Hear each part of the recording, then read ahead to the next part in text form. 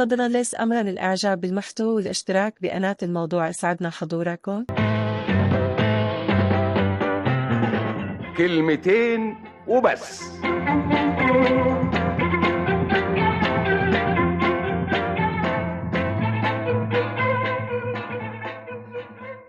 في ناس فاهمة ان التلامذة هم اللي بيمتحنوا بس. الفكرة دي مش صحيحة. في امتحانات للكبار زي ما في امتحانات للتلامذة. الحياة نفسها، تتابع الأيام ذاته في امتحانات. ربنا بيمتحن الناس بحاجات كتيرة، بيمتحنهم بالغنى والفقر. تلاقي في الدنيا واحد غني بس يمد ايده ويمسك حاجة ان شاء الله تكون تراب، تلاقي التراب يتحول لذهب. الناس بتسميه محظوظ، وهو بيفتكر نفسه شاطر، بيفتكر ان ذكائه وشطارته هم اللي جابوا له الفلوس.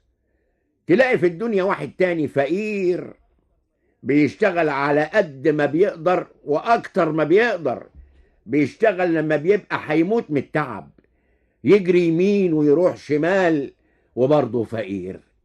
الغني قوي ده ربنا بيمتحنه بالغنى، الفقير قوي ده ربنا بيمتحنه بالفقر. الامتحان هنا مش سؤال واحد بس، لا، اكتر من سؤال. ربنا بيشوف الغني هيشكر على النعمة ولا لا، ويشوف الفقير هيصبر على المحنة ولا لا. مش بس كده، امتحان الغني عادة اصعب من امتحان الفقير. ازاي؟ اقول لك ازاي.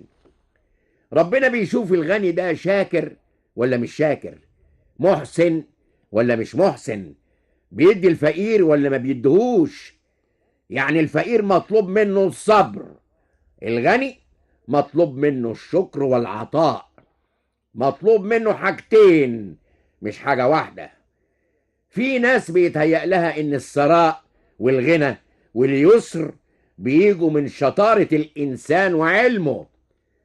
قارون كان فاهم كده.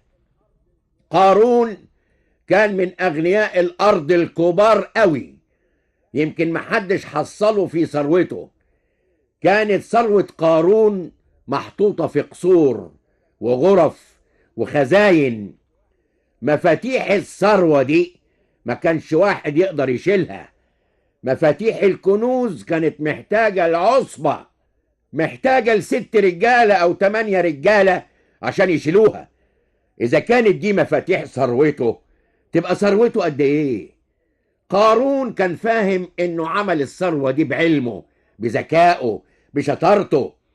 افتكر نفسه ونسي ربنا. ربنا خسف بيه وبكنوزه الأرض. قارون خد 0 في الامتحان. خد 0 ليه؟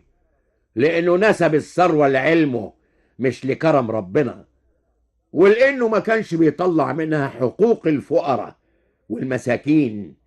الفقراء ليهم حقوق عند الأغنياء، حقوق ربنا اللي رتبها وربنا اللي أمر بيها. ده امتحان الأغنياء. ربنا بيمتحن الناس بالصحة والمرض، يشوف هيشكروا وهيصبروا ولا لا. ربنا بيمتحن الناس بالسلام والحروب، بالحياة الطبيعية والكوارث، يشوف هيشكروا في الحياة الطبيعية ولا لا، ويشوف هيصبروا في الكوارث ولا لا، ويشوف هيتعاونوا في الكوارث وفي غيرها ولا لا. السيول اللي حصلت في مصر كانت امتحان من امتحانات الحياة. امتحان بالنسبة للي أضيروا من السيول، وامتحان بالنسبة للي نجوا منها. نشوف اللي أضيروا هيصبروا ولا لا، ويشوفوا اللي نجيوا بيتعاطفوا ويتعاونوا مع المضارين ولا لا. عايزين نشوف صور من التعاون الجميل. عايزين اللي ربنا اداهم يكرموا للي حصلت لهم الكارثة. عايزين نحس بالتكافل والتضامن والتعاون. عايزين نشوف رعاية واهتمام باللي أضيروا. الهيئات والمؤسسات والأفراد اتبرعوا، عايزين تبرعات أكتر. عايزين معدن الشعب المصري يبان في الكارثة دي، مش كده لو ولا عجبك المحتوى ما ايه؟ تنساش الإعجاب والاشتراك بالقناة. شكرا.